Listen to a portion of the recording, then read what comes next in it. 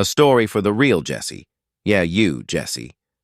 So it started like any other Thursday. Tony, built like a meat fridge with deltoids, was deadlifting an old oven behind the van, just for fun. Said something about reminding the appliances who's boss. Jesse? Jesse was in the passenger seat, turned mirror-ward, tracing each cheekbone with surgical precision. He had 3 kinds of under-eye serum on. One for puffiness, one for drama, and one just called Stallion. Then the van radio clicked on, no music, no static, just a voice, a silky, low-sheen, eucalyptus-scented voice. Hey, Jesse, you there? Now pause. You might be thinking, well, obviously that's Jesse. This is Jesse's van. Jesse's got the hair of 1,000 dreams and a signature catchphrase that could calm hurricanes.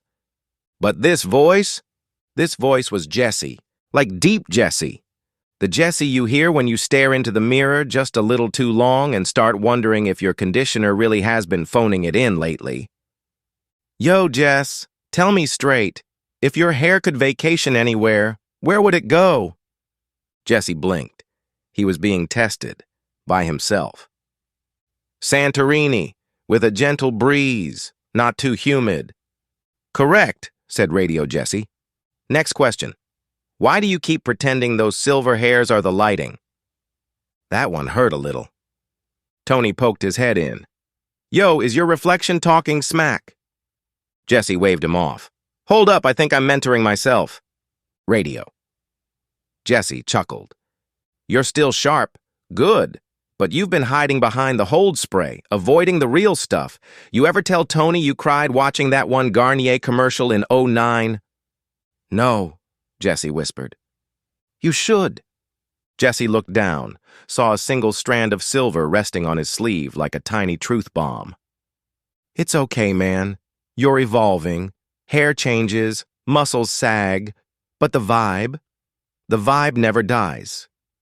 Jesse sniffled. You're still the guy who once stole the mic from a 3rd grader at a talent show and laid down a freestyle so fire they had to evacuate the gym. You remember that? Jesse smiled. That was a good Tuesday. Yeah, it was. And Jesse? He leaned closer to the speaker. Stay silky, baby.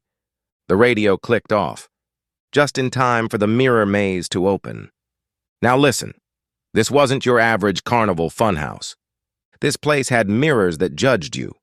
One Jesse looked like he'd slept in a puddle.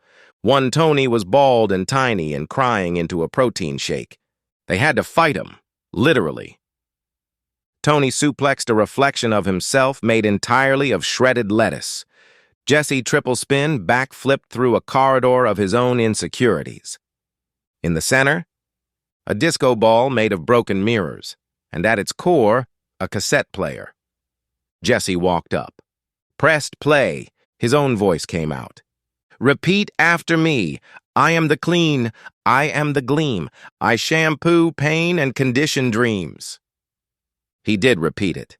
He said it loud. Louder than he'd ever said anything. And somewhere, in another dimension, maybe across 1,000 mirrors. 1,000 Jesses nodded. 1,000 Tonys flexed. 1,000 nightmares got wiped down with lemon-fresh justice. They cleaned that maze like it owed them money. They came out the other side drenched in sweat and self-acceptance. Back in the van, Tony handed Jesse a bottle of hair oil. New blend, Tony said. Says it fights time with silk. Jesse smiled. You know it's a scam, right? Tony shrugged. So is protein powder. Doesn't stop me. They sat in silence. Then the radio crackled again. Yo, real Jesse, if you're still listening, remember this. You don't need to be perfect. You just need to shine where it counts. Jesse touched the volume knob, then whispered, Stay silky, baby. So yeah, that's the story. But it's also a message. If you're feeling a little off, if the shine's been dimmed lately, just remember, somewhere out there, a version of you is still vibing, still rapping, still fighting mildew with rhythm and style. And that version? They believe in you. They're proud of you.